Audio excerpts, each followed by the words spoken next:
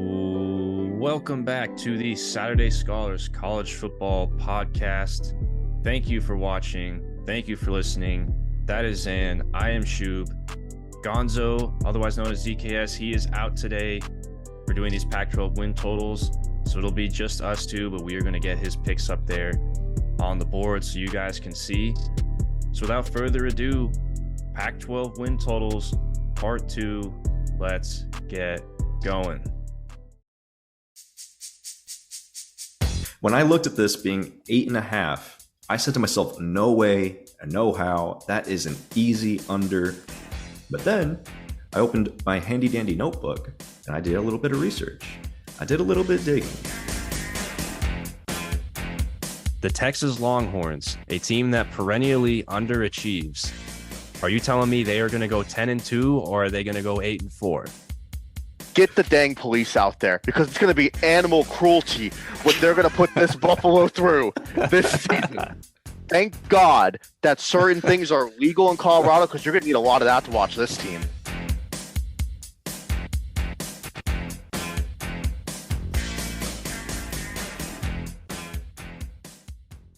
All right, kicking off with Washington State sitting there at a win total of 6 games. Let's do a little refresh from last season. Head coach Jake Dickert returns with the 61st most efficient offense and 37th in defensive efficiency. Their net TARP rating, kind of like Oregon State here, is a net 0. +5 on offense, -5 on defense, exactly like Oregon State. Kind of eerily similar in that regard. Now, they do have some new faces on staff this year. Offensive coordinator Ben Arbuckle, who was the co-offensive coordinator at Western Kentucky last year, which boasted the 41st most efficient offense last year, and Jeff Schmedding, who was the defensive coordinator at Auburn last year, which boasted the 29th most efficient defense last year, which you wouldn't guess because Auburn gave up quite a bit of points last year, but it's adjusted based on the schedule and who they play, which Auburn usually plays a pretty tough schedule. One thing I really want to note about Jeff Schmedding is he was the defensive coordinator at EWU, Eastern Washington University, when they were making their national prominent run back in the early 2010s when they were just completely dominant at their level. So that's something worth noting. When we look at this team, they have Cam Ward returning, who we were very high on last year, and he did all right last year. Not as good as we thought he would, but he was still a very solid player. 3,200 yards, passing 23 touchdowns and 9 picks. So it'll be interesting to see how he performs in a new system. Shoob, I remember last year talking about how much I liked Cam Ward because they brought over his offensive coordinator, and so there would be familiarity with the system. Now he doesn't have that same familiarity with his offensive coordinator now gone. So that his offensive coordinator that he came with now gone. Let's reiterate that. So that adds a little bit of uncertainty for me when it comes to the Cam Ward train. There may be a new system that he has to learn, new strengths that he has to adapt to. They also lost their top wide receiver in Xan Shoob to Oklahoma State. So that's not very promising for the offense. And that's why I'm not as high on them, despite having a +5 offensive TARP rating due to some of the transfers that they're bringing in. Now, on defense, they lost their best linebacker, Francisco Mauyoga, to Miami. Big loss for them. Really big loss for them. Their defense coordinator, I mean, he does look like a solid hire, but the loss production is going to be the biggest issue here. And Wazoo is not one of those teams that recruits at an elite level. And that kind of usually doesn't bode well. But one thing I do like about Wazoo on defense this year is that almost all of their starters, projected starters, are upperclassmen, which in the game of college football is usually a very good omen. So that means that you usually have a lot of experience or people who know the system very well. Granted, there is a new DC in town, so take that with a little bit of grain of salt. It may not be as impactful as we expect it to be. Now, I would expect this defense to regress a little bit, but I still think they will stay in the top 50 in terms of defensive efficiency. Last year being at 37, I think they'll be more 45-ish this year. So I do think they're going to take a step back. In terms of their offense, I think they're going to be less efficient on offense this year. They were 61st in offense. I think they're going to be more towards the back end of the 60s this year. I just don't feel as good about Wazoo as most people do. They are one of those quality programs that doesn't get a lot of media attention and don't get a lot of respect. That's why their line is sitting there at 6. And I'll be the first to tell you, last year I thought the Wazoo line was absolutely disrespectful. I believe it was sitting at 5 or 5.5. I said 7 or 8 wins for Wazoo. Look how that showed out. That was But big Wazoo, for you. I was very confident, and I put a lot of money down on that too. I put my money where my mouth is on that, and I was able to win that bet. But let's look at the schedule, man. Colorado State, Northern Colorado, Arizona, Stanford wins. Those are the 4 wins I'm just going to give them. Possibles: UCLA, Arizona State, Cal, Colorado. At Arizona State, at Cal.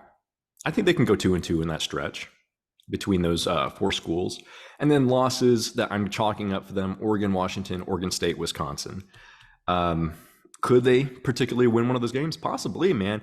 They beat Wisconsin last year, but Wisconsin's under new regime with Luke Fickell, and they've got a whole new scheme going up there with taking the Phil Longo from North Carolina to be the OC up there. So Wisconsin's going to be a very different looking team this year. I don't think they're going to get past Wisconsin this year. For me, Shoob, considering that I gave them 4 wins, and I think they can go 2-2 between the 4 teams that I consider possibles, I think 6 is perfect. Their line is sitting there at 6. I think 6 is absolutely perfect for Wazoo. And because of that, this is not something I'd bet on. I'm going to go ahead and say that Wazoo is more likely to win 5 than they are to win 7. So I'm going to go under on Washington State. And it pains me to do it because I was their biggest cheerleader last year. Absolutely. All 3 of us were big on that over last year. You especially called it. You were very high on that win total last year for the Cougs. You definitely nailed that one. So this was a team last year. You kind of already mentioned it. We were pretty high on Cam Ward coming in with Eric Morris, his former offensive coordinator. We thought this offense was going to be pretty good. And we were high on this team because mainly for the offense. What we weren't really expecting is that the offense would be kind of mediocre and that the defense was actually pretty good. So we were correct in our outcome of Washington State on the over, but we were correct for the wrong reasons, I guess you could say.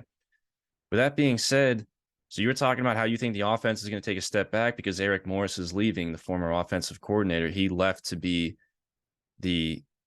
for North Texas, as you mentioned. I actually think that the offense is going to be better than it was last year. I actually think Cam Ward is going to have a better season than he did last year. And here's why. Their new offensive coordinator, Ben Arbuckle, he comes from Western Kentucky. He was the former OC there. Western Kentucky had some very good offenses at the G5 level. I actually think this is going to be a benefit for Cam Ward. One of the biggest problems for Washington State last year was the offensive line. The offensive line was awful. I mean, it was very bad. That's part of the reason why this offense could not get anything going. I think that the new scheme and the new play calling is going to be able to adapt to the poor offensive line play and probably help Cam Ward out, in my opinion. Shoob, 92nd in line yards, 90th in sack rate. So they were at least the 90th best offensive line. Yeah, it was not very good. Cam Ward's supporting cast around him definitely did not help. And to add insult to injury, one of their better left tackles, Kingston, went to USC. They do have some of their interior guys returning, but I think all in all, this offensive line is still going to be pretty bad. But I think that's why you bring in Arbuckle. I think that his scheme is going to help alleviate some of those pains on the offensive line. I think this will be a good thing for Cam Ward. I actually think this offense is going to be a little bit better than it was last year. As far as the defense, I mean, you already covered it. It's going to regress. I mean, it has to. It's just unfortunate a program like Washington State, they did do a pretty good job developing some defensive talent. I mean, they had some guys legitimately that could play in the NFL here. A few of those guys have already left. You highlighted Francis Malgoa going to Miami. I mean, he has some day one NFL upside in another year or two. That's a big loss at linebacker. The defense is going to take a step back. I think even the biggest diehard Washington State fans could probably agree with that. The secondary definitely has its questions. The new defensive coordinator, Jeff Schmedding, I think it was a solid hire too. But again, there's just a lot of uncertainty there with that defense. So we're sitting here with this line at 6. Going and looking at the schedule, I think minimally they go 2-1 in non-conference play. I expect them to beat Colorado State. They were very bad last year. Northern Colorado should be a win. That Wisconsin game at home, I think Washington State, they were pretty lucky to beat the Badgers last year in Madison. That was a game that I think Wazoo was pretty fortunate to win. So potentially that could be a win for them, but we shall see. As of right now, I'd probably expect Wisconsin to win that game, but that's definitely going to be a great measuring stick early in the year for Wazoo fans to see how good this team is. And then the Pac-12 schedule.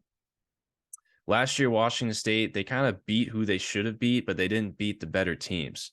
But I actually think that's a good thing when it comes to these win totals. They beat who they should have beat last year, and I kind of expect that to continue. They have some of the lesser Pac-12 teams at home, Arizona at home, Stanford at home, Colorado at home. That's beneficial in my opinion. They do have some of their tougher games away, like at Oregon, at Washington. All in all, I'm right there with you. I think 6 wins is actually right on the dot for Washington State. I think it would be a pretty solid season if they can get back to a bowl game. But I'm actually leaning over here. Now, I'm not very confident in it. This is a very, very small lean here. I just think 7-5 is slightly more likely than 5-7. Not very confident in it. I think 6 is pretty correct here. I would not bet on this, as you said. And as far as Gonzo, let's see what he's got on the Cougs. He is going over as well. So he has a lean for Washington State over 6 wins. So I expect the offense to be better than it was last year. That's my biggest reasoning. The new offensive coordinator, Ben Arbuckle, I think he is going to be a good addition for the schematics for the Cougars. So a little bit of disagreement here on Wazoo. Definitely. New system, still a very bad offensive line. That just doesn't bode well for me. I don't see how they improve on offense. I know their TARP rating would suggest that they'll improve on offense, but we'll see, man. Only time's going to tell. Absolutely. So now it's time to move on to Cal. The Golden Bears sitting there with a win total at 5 wins. I will head us off here for Cal. Justin Wilcox. Let's talk about a hot seat. The seat is very hot for him. He is somehow still returning for Cal. Pretty low bar here, keeping him around, in my opinion. 4-8 last year for Cal. It was a disappointing season. However, one thing that I feel like a lot of people are somewhat high on Cal improving this year is the fact that they did have a lot of bad luck in close games last year. They were 2-5 in 1-possession games last year. So maybe this team was a little bit better than their record suggests last season. They did beat Notre Dame last year, which, looking back at it, that's one of those wins where I'm like, how the hell did Cal beat Notre Dame? But hey, this Cal team also went ahead and lost to Colorado. They were Colorado's only win last year, but yet they beat Notre Dame. So it's kind of like, come on, which Cal team is going to be showing up here on a weekly basis? But anyhow, this win total did open at 5.5. It did get dropped down to 5. So a lot of the professional bettors are hitting the under here early on. As far as the offense for Cal, man, there is a ton of turnover offensively. 82nd last year in offensive efficiency. They have a new offensive coordinator, Jake Spavital, the former Texas State head coach. He joins Wilcox's staff. He's got a lot of experience as an offensive coordinator. I think it was a pretty good hire, in my opinion. Jake Spavital, probably one of those guys that's very talented play caller, maybe not necessarily cut out to be a head coach, but I think he is back in his element where he is meant to be, and that is calling offensive plays. So I consider that a good thing for Cal offensively. The QB room, it's going to look completely different. They completely flushed the toilet on the QB room from last year to this year. For Cal, Sam Jackson comes in as the quarterback from TCU. Not a whole lot of experience for him. And then Ben Finley from NC State also joins the room. Jack Plummer, he is no longer there. He is out. So with that being said, we look at these two guys, Sam Jackson and Ben Finley. We really don't know a whole lot about these two guys because there's not a lot of sample size. These guys didn't really play that much in their previous destinations. So the quarterback room is a big question mark for me, a very big question mark. Finley had very poor numbers last year in his 3 games that he played at NC State. And then Jackson, of course, as I mentioned, has not really played a lot at all. He's only thrown a few passes at TCU. Their wide receiver room, they lose Sturdivant to UCLA, which we highlighted earlier. That's a big loss for them. They do retain Jeremiah Hunter, who I like, and they did bring in a lot of wide receiver depth from the portal. So they don't necessarily have a lot of high-end talent, but they at least have a lot of depth in the receiver room. So maybe one of those guys steps up to the plate and can be that big alpha wide receiver 1. The offensive line was pretty poor last year. However, they do return 3 starters. So perhaps things are looking, besides the quarterback room, the skill positions and the offensive line, perhaps maybe they could take a little bit of a step forward this year. And then defensively, they were 65th last year in the country in terms of efficiency. They were sort of a middle of the pack defense in terms of the Pac-12.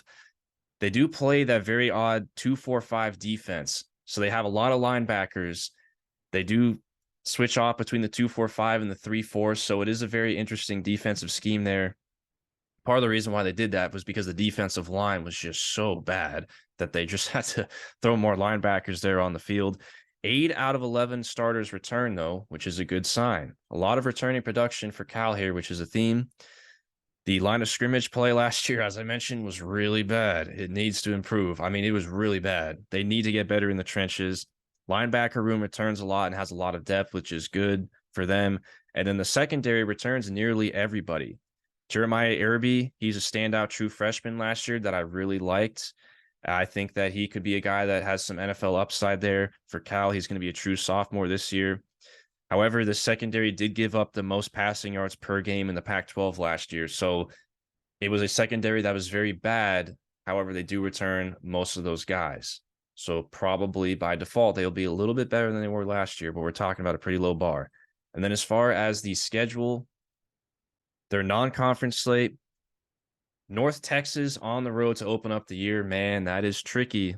That is tricky. Do not overlook the Mean Green. I'm telling you right now.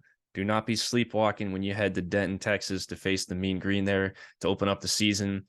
And they have Auburn at home. That's a very interesting matchup. I actually expect a lot of good things out of Auburn with their new head coach, Hugh Freeze. I kind of expect that to be a loss. I think Auburn just has a better roster talent overall. I would be a little surprised if Cal Easily.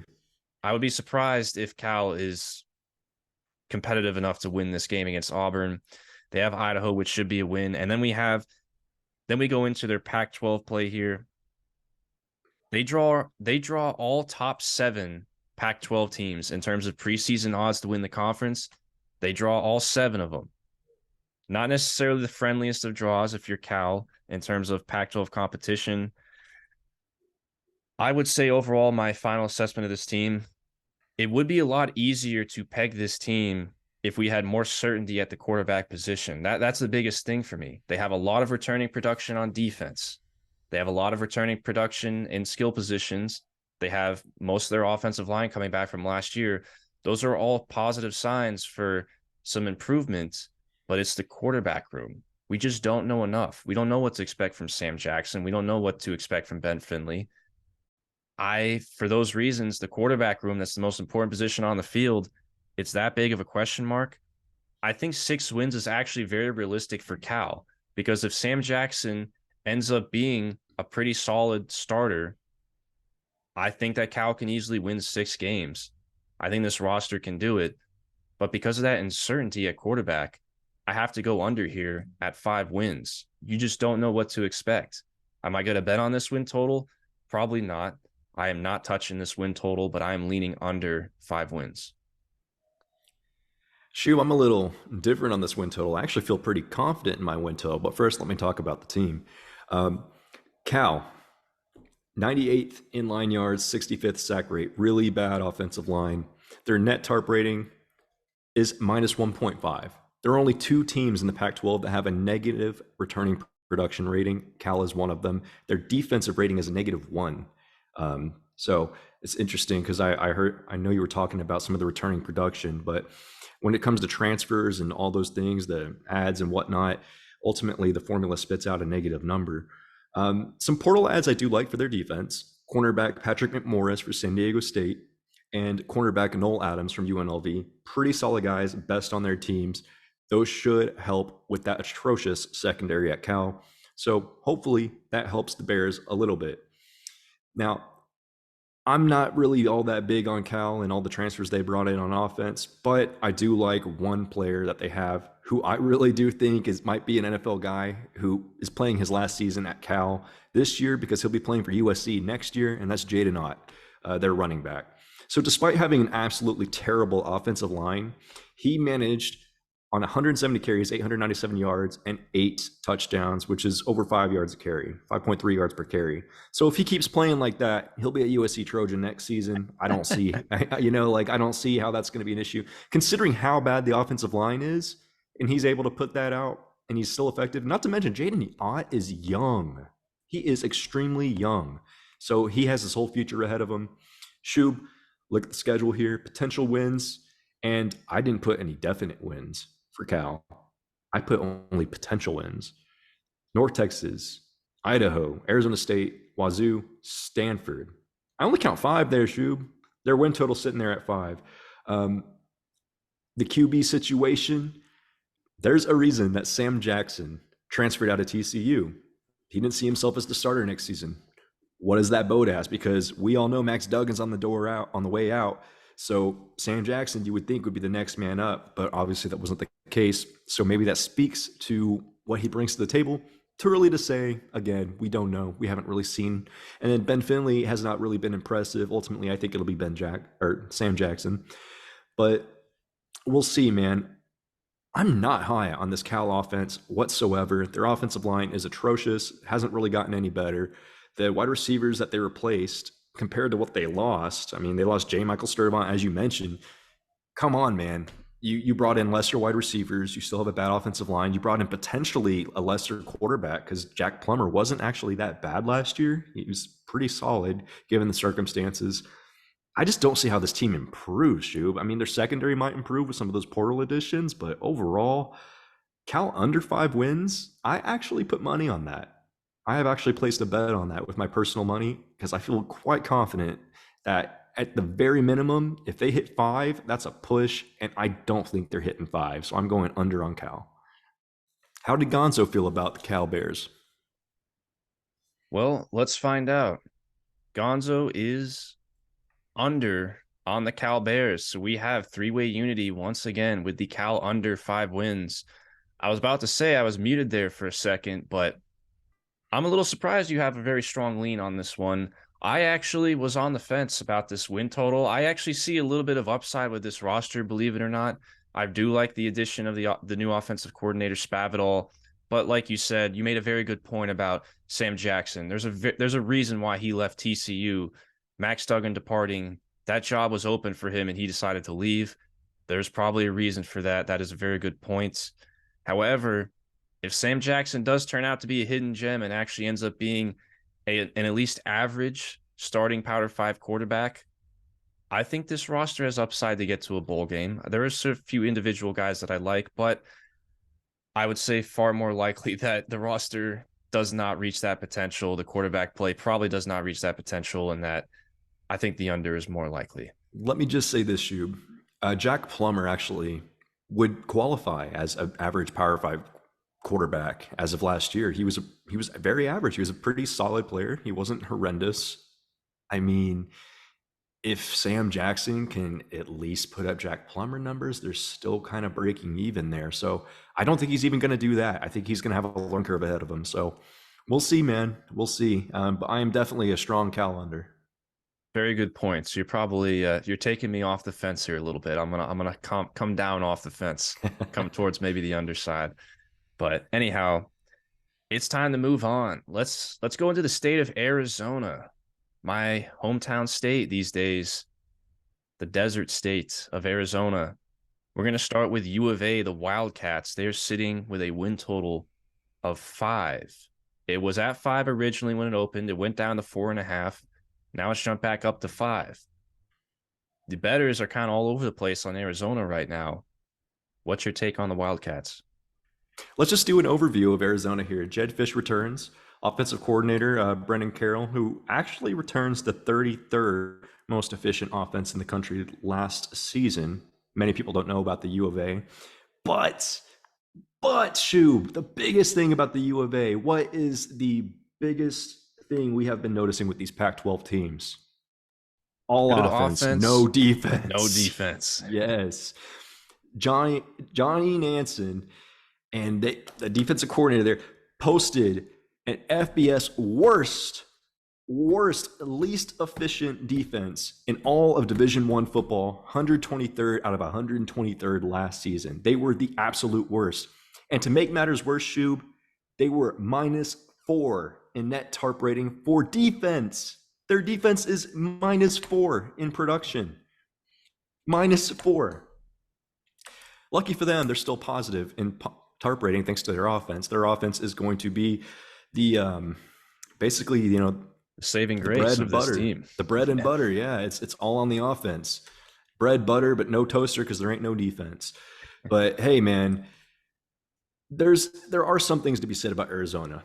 Last year, they were 15th in line yards, 44th in sack rate. They had a decent offensive line last year, very quietly.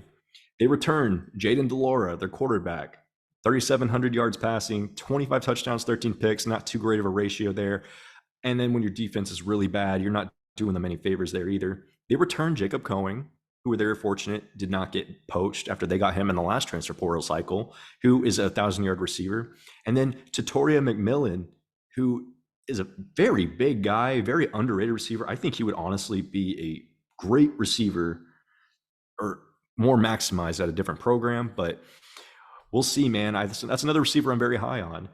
But they lost their number one guy in Dorian Singer to USC. They lost a lot of guys to USC, Shoob. Anyone of value, or almost everyone of value from the Arizona football team, especially on the defensive side of the ball, went to the USC Trojans this year. And that's why their net rating for defense is so astounding, so bad. Lincoln Riley is a savage. Like he is a savage. He went after his own conference opponents. He went after their. It's kind of smart if you know you can weaken your opponents. They lost Christian Roland Wallace, who was a very good corner, despite how bad their defense was. They lost Kyron Barrs, defensive lineman, and then they lost their defensive lineman Paris Shams, their best defensive lineman, to LSU. Luckily, it's not all bad news. They did bring in Justin Flo, the former 5-star from Oregon, good linebacker there, which I thought was a huge recruiting win for them. I thought there was no chance Justin Flo would go to Arizona. And then they've also brought in a couple. They brought in Bill Norton, a defensive tackle from the University of Georgia. And then they also brought in one wide receiver who has a 4-star transfer rating, but he doesn't have a lot of production, and that's Montana Lemonius Craig from Colorado. I can't speak much to him, but I'm assuming he'll probably be the guy who slots in to replace Dorian Singer. So potentially the offense is definitely going to be at least as good as it was last year. I do like them in that respect. They had a solid running back last year in Michael Wiley, who averaged 6.8 yards per carry, but he doesn't see many opportunities because they're more of a aired out kind of football team. But I'm thinking this offense would really benefit from being more balanced. So I guess we'll see. But man, the defense has lost a lot of its starters, and they were already horrendous, Shoob. Now, this isn't even an addition by subtraction. This is you can't be last in Division I 2 years in a row, right? So I'm going to say they improve, but they're probably still going to be absolutely terrible on defense. Man, when your defense is that bad and you are playing so many good offenses in the Pac-12, it does not bode well for you, even if you can score points. If you can score points, but your defense can't get a little league team off the field, it's not really a good omen for you. So let's look at the schedule, Shoob. Wins, I'll give them NAU. UTEP could be tricky. I'll give them Stanford, but I'm going to give them UTEP as well if I wasn't clear on that. Possibles, Wazoo, UCLA, Colorado, Arizona State. Losses, Mississippi State, Washington, USC, Utah, Oregon State. So I've already got 5 losses for there. And when I did this win total, it was sitting at 4.5. It has since crept up to 5. But here's the thing. I still had the under at 4.5. I like them for 4 wins. I don't feel good about this team at all. Their defense is absolutely dreadful. Yes, they do sport a solid offense, but ultimately against the talent that they're going to go against, you have to get stops. A lot of these teams, especially in the middle of the order that they're playing, are of more overall quality and have more returning production. So I am definitely fading the Arizona Wildcats this season. Interesting. Well, I agree with you on a lot of your points that you made, but I think I have a little bit different of a verdict on the win total here at 5 wins. It's moved back up to 5 now. Jed Fish it's kind of the same thing with Utah and Kyle Whittingham. It's kind of like I have a high endorsement of Jed Fish just as a head coach. I think he is a good coach. He had that big year 1 to year 2 jump going from one of the worst teams in all of Power 5 2 years ago to a pretty solid team that nearly got to a bowl game last year. And we saw it coming, but not necessarily to the extent that it happened. You mentioned the offense, man. That was wide receiver room. That's a pretty talented unit. The offensive line, I'm pretty high on, returning 3 out of 5 starters. It was solid last year. You're right about the defense, man. It's like you look at the numbers, the negative TARP rating. It's like they were already so bad. Could they be even worse than they were last year? I'm kind of with you. I just feel like it's one of those things where even though it looks like it could be even worse, I feel like it has to just be better by default because there's always a floor there. There's always a rock bottom that you hit. Well, they're at rock bottom. They can only move up. Exactly. When you're at rock bottom, you can only go up. And I feel like that's where they are. But I expect the offense to carry once again. I expect a 2-1 non-conference slate. And when we're looking at the schedule here, I do not expect them to beat Mississippi State, but I think you beat NAU and UTEP. And then as far as the Pac-12 schedule, it definitely is not the most favorable schedule. A lot of their toss-up games are away. So when we're looking at the other teams in the conference, like Stanford, Colorado, Arizona State, Washington State, all those are away. Doesn't really help at all when it comes to win totals. This was tough for me to do, man, because I was at first leaning under. Now that the win total is at 5, I actually may be with you here, but I actually am going over. I know. I'm going over. I know. My numbers have Arizona as just above a 5-win team. When it was at 4.5, I was actually fairly confident in the over at 4.5. Now it's at 5. I can't say that I'm as confident in it. I think 5 wins seems about right. Can they get to a bowl game this year? I feel like that is absolutely best case scenario. They get to 6 wins, but yeah, man, I'm under the precedent that, or I am under the impression that the defense can only get better from what it was last year. They are at rock bottom. I expect it to improve, and the offense is very good. The offense is talented. I really liked what I saw from Delora last year. He can get really wild and kind of sporadic and unpredictable with the football. So if Jane Delora can sort of maintain, his poise in the pocket and not go reckless and wild, that would certainly help. But I'm going over, but as I've said, it's a lean. I'm not very confident in it. I will say Arizona, I can see hitting 5. I don't see them hitting 6, and that's another reason why I'm just so heavy on the under. Well, as far as Gonzo, he is going under. So I am the odd man out here. He is going under on Arizona at 5 wins. So that's also a lean. You've probably talked me out of this. I'm not as confident in my over anymore, but I really do think that Jed Fish is a great coach. And I'm really expecting the offense to do a lot of the heavy lifting here for Arizona. So with that being said, it's time to move on to Arizona State. They're sitting with a win total like their counterparts over in Tucson with a win total of 5. The Sun Devils, they have a brand new head coach, Kenny Dillingham, the former offensive coordinator at Oregon.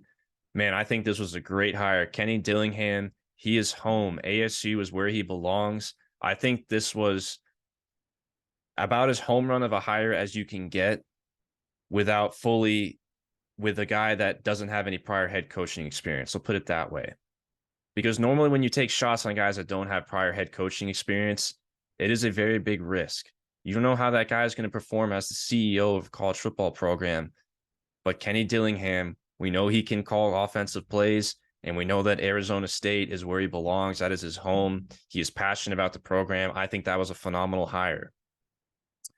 The Sun Devils win total, some people are bullish on this team. It jumped from 4.5 to 5. They went 3-9 last year after firing Herm Edwards. Man, they should have gotten rid of Herm Edwards long before they finally did. We were all over that last year. We saw the downside with this Sun Devils team last year, but the good news is that I think the tide has turned when it comes to this team. And I think that Kenny Dillingham, a lot of people, including myself, thought that, man, he's in for a tough rebuild project there in Tempe. But I think he actually did a very good job with the transfer portal. And I actually think there's some pieces to work with there that he's inheriting from Herb Edwards' roster last year. We'll start at the quarterback position. They have a QB battle right now between Trenton Bourget. Don't know if I said that right. Bourget. He's a redshirt senior with decent numbers last year, coming in as the starter over Emory Jones. They also brought in Drew Pine from Notre Dame. They also got true freshman Jaden Rashada. As a Florida Gator fan and alum myself, a little salty about that, but that was a pretty good pickup for them. And then they also have Jacob Conover, who's in the mix coming from BYU. So this is a quarterback room that I actually like a lot. I mean, you want to talk about some good starting position here with the quarterback room. I like it a lot.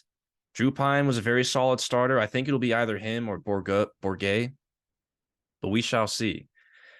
They returned their top 3 leading receivers from last year, Badger, Sanders, Conyers, who was the tight end, in addition to all the 5 transfer wide receivers that they brought in. So they brought in a lot of depth on the receiving room.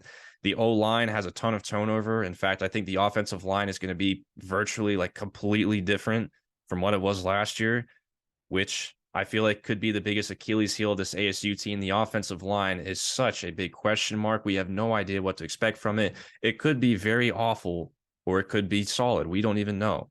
I do like, or I should say, it does not help that they lost their left guard, Ladarius Henderson, to Michigan, who is a big loss, but they also brought in a left tackle, Aaron Frost from Nevada, who was a 90-grade 4-star left tackle transfer.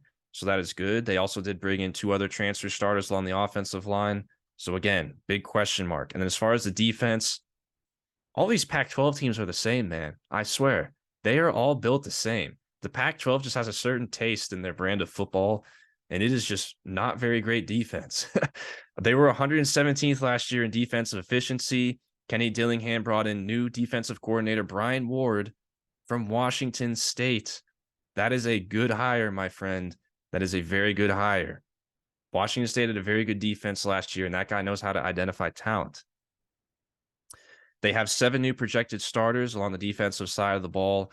All of them were high 3-star rated transfers or above, according to 247 Sports. And their defensive line last year, it was pretty awful. Bottom 5 last year in line yards and bottom 10 in the FBS and sack rate. That needs to get better. They need to get better along the lines of scrimmage on both sides of the ball for that matter. And then the schedule, their non-conference slate. You know, looking at this non-conference slate for ASU here, I think that they would be pretty lucky to go 2-1 in my opinion. They have Southern Utah at home, which should be a win. Then they have Oklahoma State and then Fresno State at home to open up the year. So all 3 of those games are at home, which is nice. Oklahoma State last year, they have a ton of turnover themselves, a lot of turnover with that program as well. It's kind of hard to know what to expect from them. And then Fresno State, you know, if this game was played last year, I would say Fresno State easily beats Arizona State. That is an L. But because with the departure of Jake Haener to the NFL, all in all, I would say they go 2-1 in non-conference play. I think they split between Oklahoma State and Fresno State. It's kind of hard to peg which one they will beat, but that's what I would expect as of now. And then we get into Pac-12 play. Boy, this schedule, they play 6 of the top 7 Pac-12 teams, and most of their toss-up games, however, are at home, which when you're looking at win totals and you're looking at these teams towards the bottom of a conference, you are looking to say, which of these wins can they just rack up against the lesser competition? Which of those games are at home? ASU has most of those games at home. They have Wazoo at home. They have Colorado at home. They have Arizona at home. I think that's a pretty good sign for Arizona State to potentially hit this win total over, in addition to their 3 non-conference games all being at home as well. So all in all, my final verdict here, I think the defense will improve by default. I love the skill position players. I love the QB room a lot. I think Kenny Dillingham did a great job in the portal. The QB room is the biggest driver behind my verdict here. I am going to go over on the Sun Devils. I think that this rebuild here for Arizona State under Kenny Dillingham may not be as daunting of a task as we may have thought when he first got hired. I'm going over with Arizona State. I see a lot of upside. Line of scrimmage, though, that is easily the biggest red flag. Their offensive line could be horrendous. Their defensive line could still be horrendous. How will Kenny Dillingham adjust to that? We shall see. But I am going over. I see upside here at 5 wins for Arizona State. All good points, Shoob. Definitely. 52nd in offensive efficiency last year, 117th in defensive efficiency. They don't play defense. You know what's interesting is, as you were talking about how they don't play defense in the Pac-12, I was thinking the Pac-12 is what people think the Big 12 is. All offense, no defense. It's very interesting to me, and it's just mislabeled nowadays. But anyway, net TARP rating. I will always bring this one up. 1.5. 5.5 in favor of the offense, plus 5.5, but -4 on defense. So usually an indicator that they'll probably be a little bit better on offense and a little bit worse on defense. Losing Emory Jones in the portal was certainly addition by subtraction, in my personal opinion. They also have a new offensive coordinator, Bo Baldwin, who was the head coach at Cal Poly. And he was 4-21 as a head coach in Cal Poly. And in 2022, in this conference, his team scored 9th out of 12th in points per game. So not a lot of success. Maybe that's because of the talent he was dealing with, but he didn't have a lot of success at Cal Poly. The offense wasn't very good, but he is now the offensive coordinator. Luckily, Kenny Dillingham is an offensive mind, so it may be able to balance out a little bit. You already mentioned Brian Ward. Love that hire. Drew Pine, Rashada. I think it's going to be Drew Pine, then Rashada next year. I also like another transfer running back, Cameron Scatabo from Sac State. He had 1,400 rushing yards and averaged 7 yards a carry for Sacramento State. He's a little Christian McCaffrey. So we'll see, man. They definitely have some weapons to be utilized. They did lose Daniel Nada, who was projected to be their starting running back, but I think Scatabo is going to be a fantastic fit in. And then they also brought in that stud wide receiver from Idaho State, Xavier Guillory, who a lot of teams were going after. So certainly to pair him with Elijah Badger, they're definitely going to have a lot of offensive weapons. I like what the Sun Devils are bringing on offense. Ultimately, yes, they did lose a lot in the portal on the offensive line, but they also replenished a lot of it. I think there'll be slight regression, or at very least, they'll be as good as they were last year. So what I'm looking at right now when I determine my win total is defense. Defense is going to be what makes and breaks this team. And right now, their TARP rating is -4. Although I do think they added some pretty good players. They got Xavier Alford from USC, a safety, who was a composite 4-star in high school. Really like what he brings to the table. But, I mean, this is one of those Arizona situations. We talked about Arizona and how they were basically the worst defensive team in all college football. Arizona State is only a couple slots above Arizona, or a few slots above Arizona. They both basically have some of the worst defenses in all of college football. And they both can really only improve despite having a negative TARP rating here. And so I'm expecting improvement from the defense, especially with the hire of the defensive coordinator, Brian Ward from Wazoo, which was a fantastic hire. Now let's jump into the schedule, man. Wins, Southern Utah, lock it. Possibles, Oklahoma State, Fresno. Definite possibles right there in their non-con. And you know what's crazy, Shoob? I think 2-1 minimal, like you said, but I can even see them coming out 3-0 in this non-con. I can definitely see it. Oklahoma State's a little bit of a shamble of what it was. Fresno State doesn't have Jake Haener. Arizona State could come out of this non-con 3-0. And by the time they play Colorado, because I'm naming 5 losses, USC, Washington, Utah, UCLA, Oregon. These are not in schedule order. But by the time they play Colorado, I think they're going to be either 3-3 or 4-2. And if they manage to go undefeated in that non-con slate, they could even be 5-1. But I'm willing to bet they're going to be 3-3 or 4-2 going into the Colorado game. And then from there, they play Colorado and Wazoo, both at home, both winnable games. And then they also play Arizona, who I think they will beat this year. I'm going to see 6 wins is more likely than 4. I certainly think 5 at a very minimum. So I'm on the Arizona State over 2. I'm with you, Shoob. Love to see it over on the Sun Devils. As far as Gonzo, he is also over. We have 3-way unity, the Arizona State over. I think all 3 of us recognize the upside here with this team. Kenny Dillingham, terrific hire for the Sun Devils program. I think they could be going bowling this year in their first season with Kenny Dillingham, one of the youngest head coaches in all of college football. And like you said, having the Territorial Cup against U of A at home to end the year. That is also big. So you love to see a lot of green arrows with Arizona State. Very big turn of the tide from what we were saying about this team in this program last year. It was very much the opposite. So good news for Sun Devils fans all in all there. So now let's move on to a team that, man, I haven't really heard much about Colorado this offseason. Like, they've been so quiet. I haven't heard anything about Colorado. Like, I wonder what's been going on there. Colorado, 3.5. That's the line. Xan, take us away. So I'm one of the more bold people when it comes to Colorado. No, I'm not one of the people betting for Colorado to win the national title. Did you know that most of the national title bets that were put in, I think a couple of months ago, were all in favor of Colorado? Like the largest percentage of national title bets was to Colorado. That's free money for the casinos. You just donated your money to the sports books. Yeah, free money to the casinos. But with that being said, before I do have a hot take about Colorado, and we'll jump into that. But before we do that, let's get into some background info. Of course, we know that Deion Sanders is now the head man at Colorado. He brings that swag, he brings that buzz, which all the recruits want to play for him. Great. He's actually made some pretty smart hires. Sean Lewis, the head coach from Kent State, which we were pretty high on, being a good hire as OC. And then this defensive coordinator, Charles Kelly, who came from Bama and was also the defensive coordinator at Florida State back when their defense was elite. So I really like the coordinators that he is bringing in. Net tarp rating, man, plus 7.5 in favor of the Buffs. Plus 5.5 on offense, plus 2 on defense. And as bad as they were last year, man, they can only improve. Colorado, 126 in offensive efficiency last year, 120th defensive efficiency, 121st in line yards, 71st in sack rate. They're basically bad at everything. You name it, they sucked at it. The Colorado Buffs couldn't do anything right. They couldn't beat a high school JV team. I mean, this is crazy. Now, the one thing about the Buffs, man, is they have 50 plus people in and out. Their roster has almost had a complete turnover.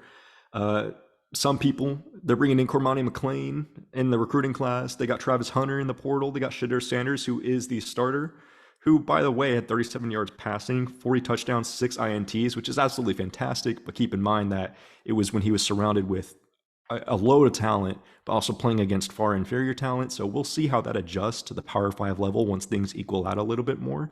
That's something I'm very eager to see, is how Shadur Sanders performs. And to me, that's a red flag, but at least he has success at a previous spot. Travis Hunter, we all know he's the boy wonder. He's going to improve that that defensive back room. Definitely going to help improve their defense. I don't see how they couldn't improve with having a player like Travis Hunter or Cormani McLean. Another 2 pieces to their offense that I really like. Alton McCaskill, the running back from Houston, as a true freshman, had 960 rushing yards and 16 touchdowns, and he's bringing that to the Buffs. Also, wide receiver Jimmy Horn from USF.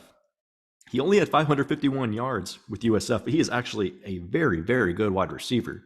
USF was just terrible last year and didn't know how to utilize any of their players. I think Jimmy Horn might be like 800 to 1,000 yard guy this year.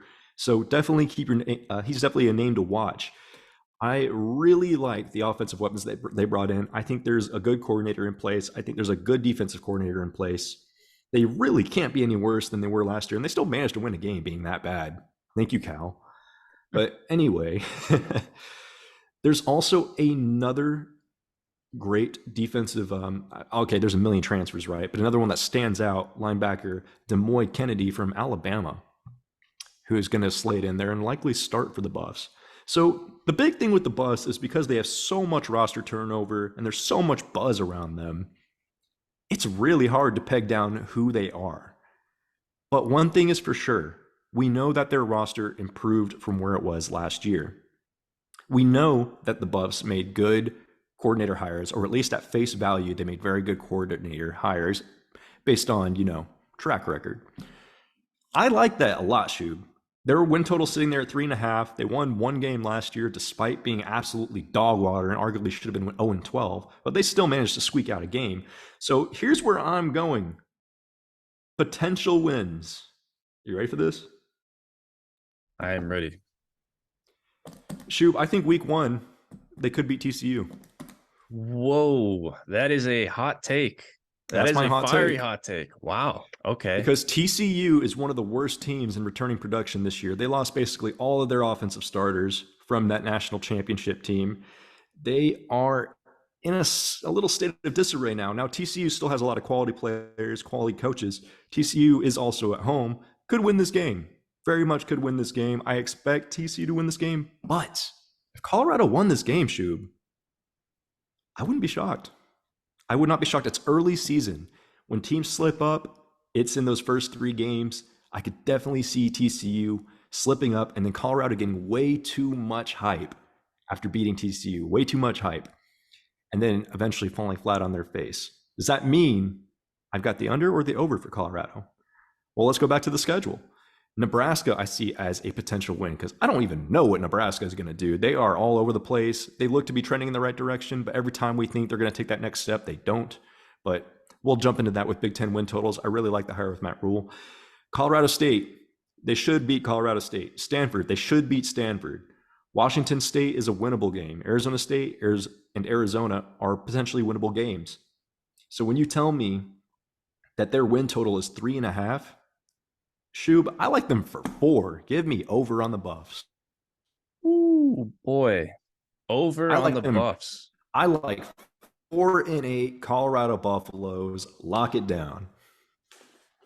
All right. We got an over on Colorado getting the 4 wins.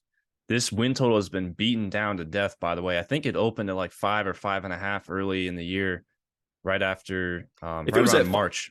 If it was at 5.5, I'd definitely be on the under. But 3.5, I think they can get 4, man. All they have to do is get lucky in a game. Oh, it got hammered down pretty hard here. Now we're down to 3.5, about even juice on both sides of the ball here. Well, for me, when it comes to Colorado, it boils down to 3 things for me. And I feel like this is about as honest of assessment as Colorado as you're going to get. When we talking about the standard that Colorado had last year, this was legitimately like the worst team in the Power 5. This Colorado team, this roster that Deion inherited, was legitimately, they would not have made bowl games in some of the worst G5 conferences last year. Colorado would not have made a bowl game in the Mountain West. They would have had a losing record in the Mountain West. I don't know if they'd even have made a bowl game in the MAC conference last year. That's how bad we're talking about here. We're not talking about like Vanderbilt or Rutgers. This is a whole new level of bad when it comes to the worst team in the Power 5 last year. So just keep in mind, that's the bar that we're starting with here. The transfer portal roster. I mean, when you look at their transfer portal page on 24/7 Sports, it's like a laundry list. It's like an entire roster. I've never seen anything like it. We're in uncharted territories when it comes to that. I agree with you on the hires that Deion made, but this is what it boils down to for me. When Deion was at Jackson State, they were in the SWAC conference. The SWAC conference was one of the worst conferences in all of FCS. The SWAC was not like the SEC or the Big Ten of the FCS. The SWAC was like the MAC or the Mountain West of the FCS. So we're talking about very, very bad competition at the FCS level. And when it comes to performance against the spread, Deion Sanders last year, he was about 500 against the spread. So you want to talk about having some talent. What Deion had at Jackson State last year and the year before, it was kind of like Alabama playing in the Sun Belt. When Alabama's playing in the Sun Belt, of course you're going to win those games. Of course you're going to be 12-0 or whatever. So when I'm looking at this and I'm like, are you actually a good coach that's actually outperforming what your roster talent is expected to do? Deion didn't really outperform the roster talent. They did what was expected of them. So I look at this when this whole roster coming into Colorado, I mean, yeah, you got some 5-star talent in the secondary with Cormani McLean and Travis Hunter back there. What about the defensive line? I think teams are just going to run it down their throat all the time for 6-7 yards of carry at ease against Colorado. I will say this. When I look at their schedule, I see 3 winnable home games. I see Colorado State, I see Stanford, and I see Arizona as a possible winnable game. I'm going under here, man. I do not see 4 wins in the cards for Colorado. I just am not very high on the transition that Shadir Sanders and a lot of these guys, Travis Hunter will be a stud, but mainly Shadir Sanders. Quarterback is the most important position on the field. As I mentioned, going from the SWAC conference to a Power 5 level at the FBS, that's a very big transition. Just because you're beating up on the worst competition in all of FCS doesn't mean that's going to translate over to the Power 5 level. They're only favored in 2 games as of right now, according to my numbers, and those 2 games are Colorado State and Stanford. So assuming they can beat Colorado State and Stanford, who both of those teams are going to be pretty awful. Let's assume that they do get lucky and they win 1 game they're not supposed to. Let's say they beat Arizona. That's still 3 wins. That is an under 3.5 for me. I would be surprised if this team competes for a bowl game. Let's put it that way. I would be very, very surprised. But if Deion can pull it off, man, oof, that would be great for college football, man. There would be so much buzz around this program. So we shall see. I don't agree with you on the TCU part of that line. I believe the spread right now, I think TCU is about a 20-point favorite or something like that. So that's a very, very bold prediction. I think we're going to do a bold prediction segment here later on in the year. That'll be that's definitely a candidate there for you. Yeah, man. And like you said, can Deion coach? It doesn't matter if Deion can coach. Can Deion be a CEO? He just needs his coordinators to do the coaching and his position coaches to do the coaching. Deion Sanders just has to be the face and the guy to put it all together and to keep things organized and to establish the culture. That's the only thing Deion Sanders has to do. And that's why I think his hires show that he's on the right trajectory for that. I like them to win 4 games. And I'll tell you what, man, I actually feel relatively confident that they'll finish 4-8. Wow. I love feel that. pretty good. I feel pretty good about 4-8. And All right. honestly, TCU, I don't know what the line is. I haven't checked, but I'm just considering how much production TCU has lost and just how bad Colorado, because Colorado's got the whole spotlight on them. They know it's going to be a primetime game. Everyone wants to see what Prime's doing. They're going to come to punch TCU in the mouth. They are going to be fired up. I could very well see TCU, they could catch TCU napping, or this game could be a lot closer than people expect it to be. I disagree with you there, but man, if you're right about that, if it's a 20-point spread, I would take Colorado on the spread. If you're right about that, and Deion has some success here in year 1 at Colorado, man, you want to talk about the hype storm? It'd be very good. Well, that's what I'm saying. If they somehow beat TCU, the hype would be insane. The hype would be insane. Although I think they would fall back flat. I don't have TCU factored into my 4 wins. I think it's doable. Interesting. All right. Well, as far as Gonzo, let's see what his verdict here on Colorado. He is going under. So you are the odd man out here with Colorado under. Gonzo said, quote, he finds it hard to think that they'll surpass their win total in year 1 after turning over the in-caps entire roster, even a poor one at that. So kind of along the same lines that I had to say about Colorado. So that's interesting. I like the hot take here from you. I think that you're not going to find a lot of objective analysis on Colorado. So if you were here for some objective, no BS, hard analysis on what Colorado is going to be this year, you've come to the right spot, and hopefully we have delivered on that. A lot of you probably clicked on this video just for Colorado. I'll tell you right now that Colorado is going to be the hardest team to peg down just because a exodus, or I guess a roster turnover of this magnitude has never happened in the history of college football. This is the biggest roster turnover in one season that we have ever seen. And so it's really hard to know. Complete staff turnover, complete roster turnover. It is really hard to know what to expect.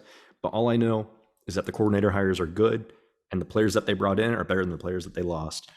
Colorado, given that the bottom half of the Pac-12 isn't as strong, I think it's very doable. They win 4 games. But with that being said, let's jump to the best team in the Pac-12. By a million. Stanford, Shoob, sitting there at a line of what, 3? 3. What's your take on Stanford? Well, Stanford will be the best team at being the worst team in the Pac-12. They will be the best at being the worst. So the Cardinal, as you mentioned, they have a win total of just 3 games even. They are expected to be one of the worst teams in all the Power 5 this year. And I kind of agree with that. I think they're going to be pretty awful, but we will go into a little bit of a breakdown here for those Cardinal fans, those of you who are loyal to this program. Mad respects. It is a tough time with Stanford right now in the football program, especially with the transfer portal and the academic standards that this program has. It is not what it used to be, the Stanford Cardinal program. And for those of you diehard loyal Cardinal fans out there, my condolences are with you. I appreciate the loyalty and respect. It is tough times right now. However, the David Shaw era is officially over. David Shaw, long tenured head coach there for Stanford. He resigned. He has decided to leave college football, and they brought in their new head man, Troy Taylor, the former head coach from Sacramento State. Now, Troy Taylor, we don't know a whole lot about him, but we do know that at Sacramento State, over his 3 seasons there as the head coach, he went 30-8 at the FCS level. In their conference in the Big Sky, that was one of the better FCS conferences. And they averaged 43 points per game. Exactly. So they put up points and they put up good numbers against some of the better competitions at the FCS level, which is a good sign in my opinion. This Stanford team went 3-9 last year. They had more players drafted. Get ready for this. Let me ask you this. Out of all the Pac-12 teams, there's 12 teams in the Pac-12. Stanford had 4 players drafted off of their team last year. How many more players do you think that is than the rest of the Pac-12? Let me put it this way. How many more teams did Stanford have more players drafted than for the rest of the Pac-12? I think they had the most. They had the second most. Only Oregon had more players drafted. Stanford, of all the teams in the conference, had the second most players drafted last year, despite going 3-9. Now, I don't know about you, but I feel like that is a result of, for whatever you want to say about David Shaw, I feel like maybe the players weren't necessarily playing as hard. I feel like the vision, it had sort of lost its steam. Seemed like kind of a Gary Patterson situation at TCU. The cupboard had gone dry there, perhaps. But yeah, that was very surprising for me to hear. So it's not like there isn't an NFL talent upside for some of these individual players in Stanford on the roster. The problem, however, is that a lot of those guys left. Tanner McKee, the starting quarterback, he is gone. He left to the draft. They have new quarterbacks, Ari Patu and Ashton Daniels, who are both guys that were at Stanford last year. Both of them did not play hardly at all. They are big question marks. They are big unknowns. We do not know what to expect from them at all. Patu is projected to be the starter, but he's only thrown 25 career passes, so that speaks for itself. As far as the wide receiver room, Bryson Tremaine and Benjamin Urosek return as pass catchers, but they lost Wilson and Higgins to the draft. They had 2 receivers drafted off of last year's team, believe it or not. And then the offensive line. Oh boy, this is not good to hear. Cover your ears if you're a Cardinals fan. They're starting left tackle Walter Rouse, 4-star transfer. He left for Oklahoma. Starting right tackle Miles Hinton, 4-star transfer, left for Michigan. Starting center Drake Nugent, 4-star transfer, left for Michigan. Starting left guard Jake Hornibrook, 3-star transfer, left for Duke. Starting right guard Grayson Bragg. He didn't leave. He just retired. He just quit football. He said, we suck. I'm done. So they have a lot of replacements. They have a lot of replacing to do along the offensive line. All of those guys are coming from the FCS level or lower FBS. So that's kind of tough. That offensive line probably won't be very good.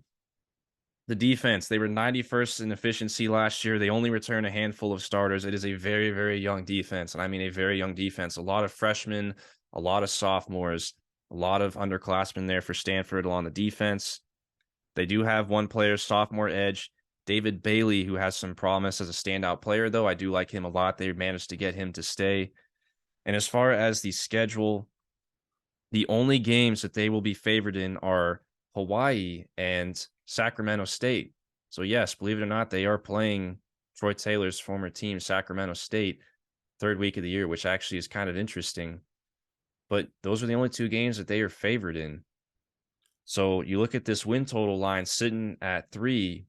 If we expect them to be Hawaii and Sacramento State, which aren't givens, by the way, given the state of this roster. So let's assume a positive here. Let's assume they can beat Hawaii and Sacramento State. That only puts them at 2. Can they get that 3rd win? Honestly, I don't know if I see it. I see potentially at Colorado and potentially Cal, maybe potentially Arizona as potential wins, but I feel like that is stretching, and those are big stretches right there for me as potential wins. I think 4 wins total is the best case scenario. My one thing that I will say is, will this be a Mike Elko at Duke situation here? We were horrendously awful on that opinion of Duke going into last year. We thought it was a roster that was pretty bad and thought we pretty much would be really bad. And Mike Elko turned out that, he inherited a roster that had some talent that maybe wasn't necessarily motivated under Cutcliffe. Could this be a situation similar to that with Troy Taylor potentially inheriting a roster that has some hidden talent that maybe wasn't necessarily playing hard enough for David Shaw? If that's the case, if you're a Stanford fan, that would be a good sign in my opinion. But as of right now, I can't put my stock in that. I think this roster is very awful. I mean, the transfer portal just absolutely killed this team. Absolutely killed this team. Stanford is a huge loser when it comes to the new transfer portal rules and the new era of college football. Stanford is a big loser when it comes to that. That is just unfortunate. It's just the way that it is. So the line's at 3. I can only say, hey, 2 wins I see in the books. That's an under for me. 2 wins might even be generous, Shoob. This team is terrible. Not to mention they brought in a new defensive coordinator, Bobby April, who was previously the linebackers coach at Wisconsin. So not really a proven commodity, but at least Bobby April has some experience coaching at the NFL level, or at least position coaching at the NFL level. So potentially there's some development that can be done there. But like you said, man, they lost their entire offensive line to the transfer portal, and they only brought in, I believe, 1 guy, and he's from Harvard. So that just tells you it's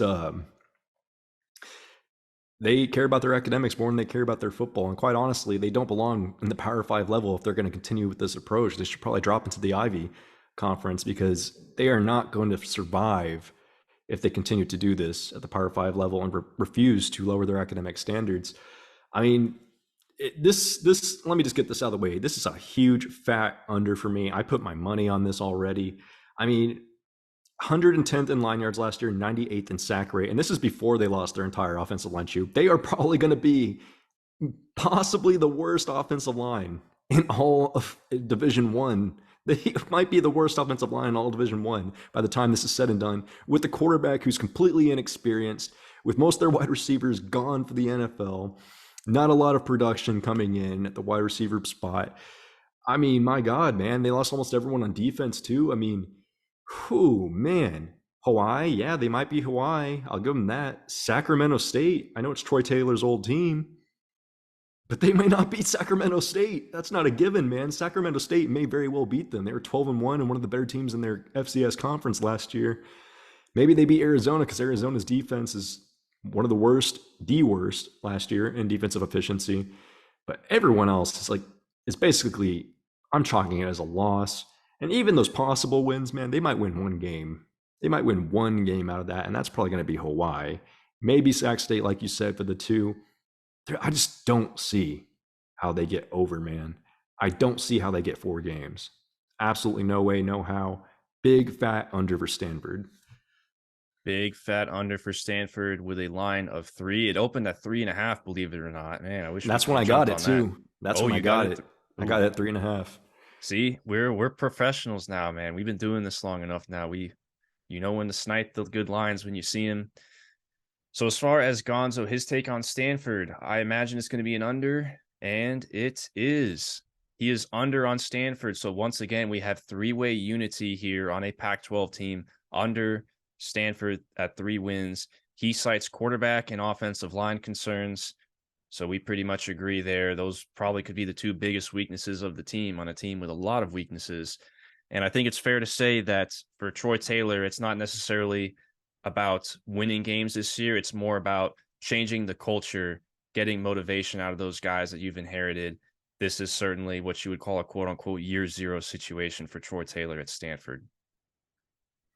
Most definitely, man.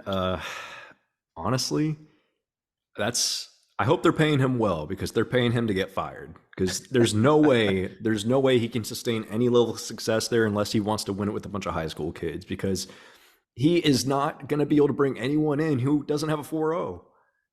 And most of these kids with the 4.0, and I doubt Stanford's going to be sitting there like, hey, bro, want some NIL money? They're going to be like, nah, your privilege is coming to Stanford.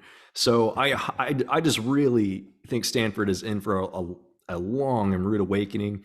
Look, in this current recruiting class, they have brought in a couple of 4-stars, but they're not signed yet. So that's a big thing. We'll see if Stanford can hang on to people and build through recruiting, because they're clearly not going to do it through the transfer portal, given their academic standards. So with that being said, Thank you for tuning in to part 2 of Win Totals. We appreciate you. Catch us next week. We'll be doing the ACC. Like, comment, subscribe if you're watching on YouTube. If you're here on the podcast, feel free to chime in, give us a follow, give us a rating. We appreciate any and all engagement. Check us out on Twitter as well. We will put the link in the description on our YouTube channel. With that being said, this is Xan and Shoob signing out.